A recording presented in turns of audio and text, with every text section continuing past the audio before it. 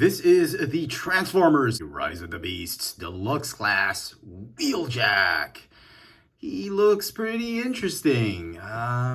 This figure is sort of a mixed bag for me. I'm not sure whether I want to hate it or love it.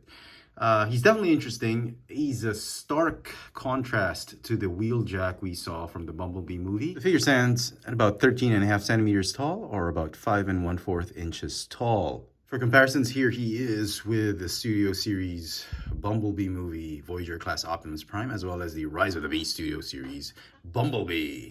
And here he is with the Studio Series Bumblebee movie, Deluxe Class Wheeljack. And to be honest, I have no idea what happened here. The design team, or at least the Movieverse design team, already had a great thing going here with the Travis Knight version of Wheeljack, and somehow Capel Jr. decided to turn him into something like this.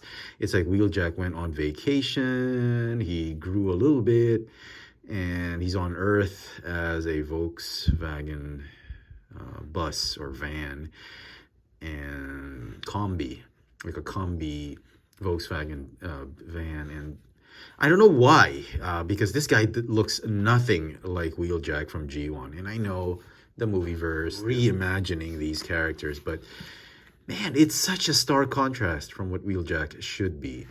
And in my opinion, I think they should have just given this guy the name, I don't know, Bulkhead.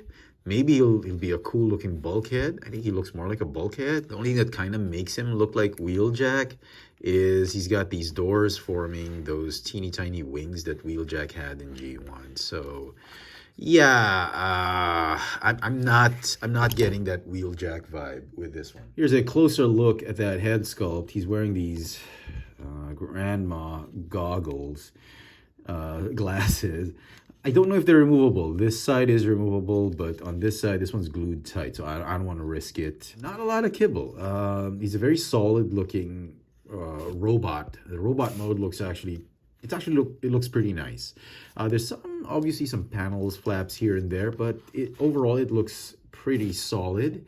You get some nice paint apps here and there.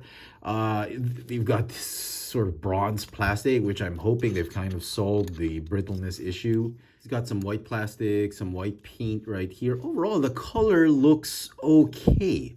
The color kind of works for me. Just my biggest issue is he just doesn't look anything like any Wheeljack I know. Articulation, he's got a ball joint neck. He's got a waist swivel. The arms are weird. There's a ball joint here to allow you to move the arms in and out, forward and backward.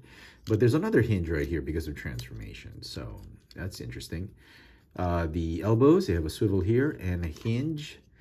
The hips are on ball joints. You got a thigh swivel. Hinge knees. Ankles are on ball joints.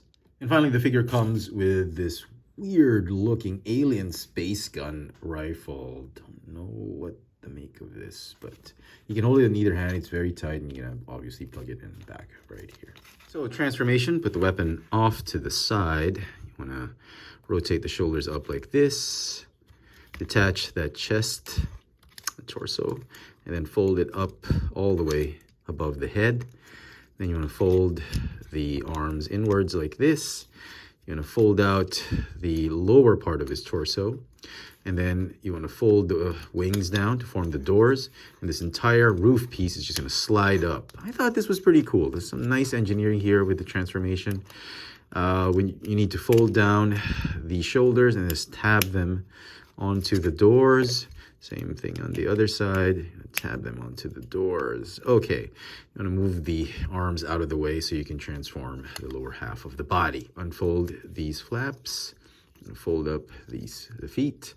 At this point, maybe you can, we could totally join the feet or the legs together. This, then bend.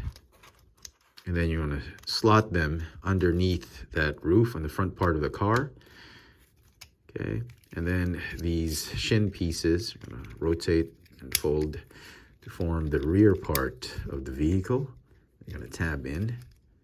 Okay. And then this bit is going to fold up. The arms are going to line up and form the rest of the sides of the car, or the combi. Okay. And then these are gonna go slot through the hands. There is Rise of the Beast Wheeljack in his cool combi alt mode. TV Pablo rolls amazingly smooth. Look at that. The wheels should have been painted, but nah.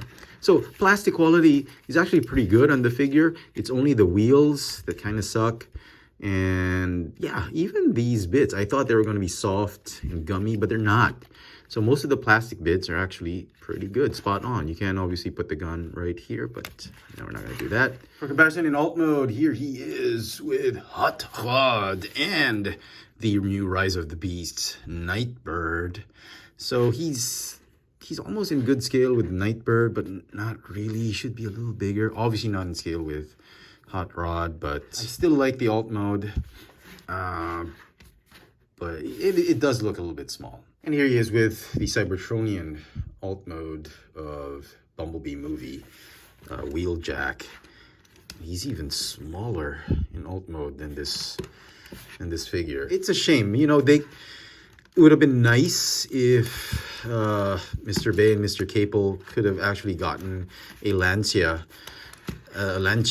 to actually use as Wheeljack's alt mode instead of this combi, but you know, it's such a stark contrast with this new one. We'll have to wait and see if it's going to look good in the movie. And so some final thoughts on this Rise of the Beast Wheeljack. Oh man, still a mixed bag for me. The engineering is okay. It's kind of sound, and transformation was okay. Was not too horrible. Plastic quality, some plastic bits were good, some are okay, but overall, I'm pretty okay with the plastic quality. The sculpt is okay. My biggest issue is it just doesn't look like Wheeljack, and I don't think that's the fault of Hasbro or Takara Tomy. They had to work with whatever design they were given, and as such, I think his personality on the screen in the movie is going to make or break this figure. If he turns out to be this annoying character in a lot of the Michael Bay films, then you know, the figure's not going to have that a lot of appeal. But if he turns out to be this really cool engineer, scientist, Autobot, then okay, maybe he can work. I just feel that this design isn't Wheeljack. It should be something like Bulkhead, I should say. But nevertheless, as a figure, just looking at it as a Transformer figure, it's actually pretty good. I mean, it's not horrible, but it's not super great. I'm going to give it a 7 out of 10. Let me know in the comment section what you guys think. Hit that notification bell so you never miss out on any of my latest video reviews. And if it's your first time here, please subscribe. Thanks for watching.